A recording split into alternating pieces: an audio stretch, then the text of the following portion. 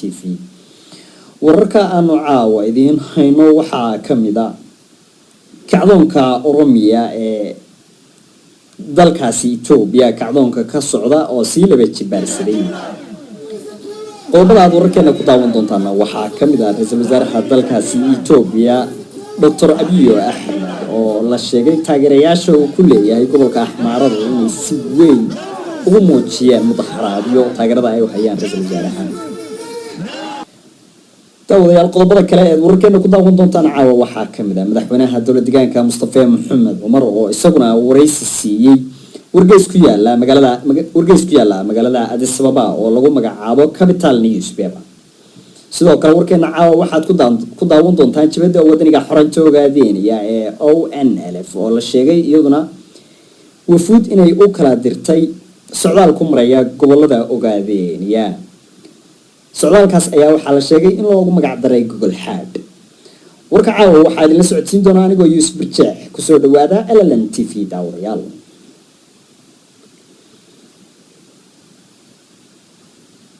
daawadayaal ku soo dhawaada wararka LLN TV oo faahfaahsan kacdoonka Oromiya ka socda ee ay hurmidka ka yihiin dhalinyarada qeero ayaa la sheegayaa in uu si laba jibaarsaday tan iyo markii la dilay fanaankii caanka ahaa ee reer Oromiya ee lagu magacaabi jiray Hachalu Hundisa haddaba arrintaasi waxaa dab ku sii shiday oo sii hulaaqiyay kadib markii la xiray siyaasiyiin weyn oo caan ah oo gobolka Oromiya aad looga taageero siyaasiyiintaas la xiray waxaa kamid ah ninka la yiraahdo Jawhar Maxamed oo ahaa ninkii hormuudka ka ahaa kacdoonka Oromiya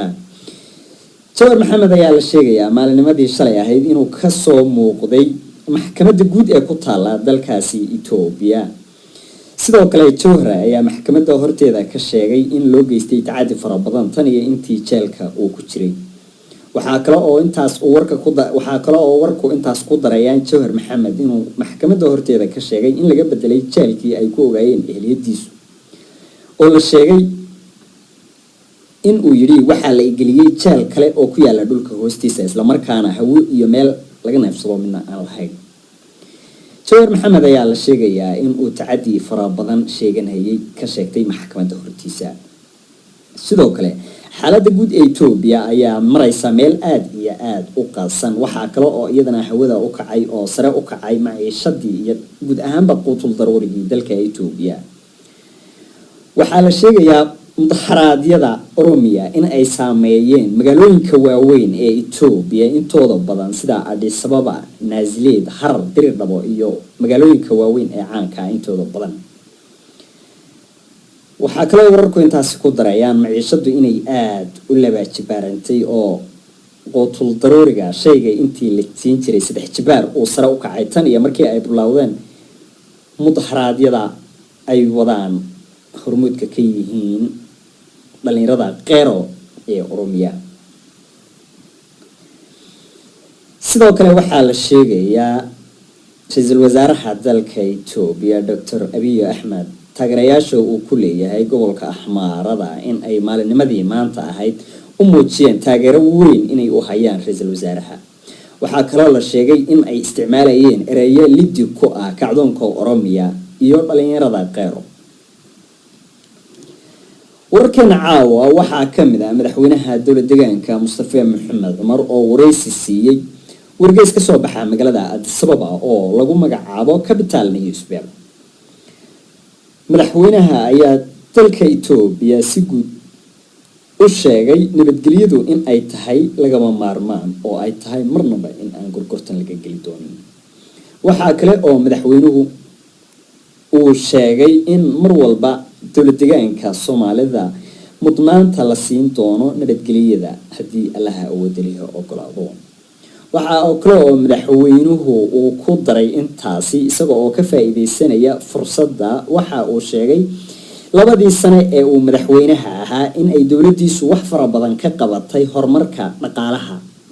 iyo dhaqaalaha baa la yiri iyo waliba musuqmaasuqa sidoo kale dowladda deegaanka waxa go'an internetkii iyadoo oo dalka Itoobiya guud ahaanba internetku go'an yahay waxa kale oo iyaduna sare u kacay maciishada dowladda deegaanka maadaama oo nolosha dowladda deegaanku ay ku xidhan tahay Etoobiyada koreysiba qowmiyadda Oromada oo ay uga yimaadaan khudaarta iyo wixii la halmaala ee nolosha caadiga ah. isu socodka dadweynaha ayaa aad u liita maadaama oo dalka Ethiopia guud ahaan ay xayran yihiin socdaalladu mudaharaadadu ay sababeen ee ka socda gobolka Oromia. waxaa kale oo kamid ah qodobada aad warkeena caawa ku daawan doontaan daawadayaal jabada wadaniga xoreynta ogaadeenaya ee ONLF oo la sheegay socdaal loo inay ugu kala baxeen gobolada uu ka kooban yahay dowlad deegaanka Soomaalidu. socdaalkan ayaa la sheegayaa in loogu magac daray Google Xaad, taasi oo la sheegayo wacyigelin bulsho in halkaasi uu ururku ka sameyn doono haddii Allaha awoodeliyo ogolaado.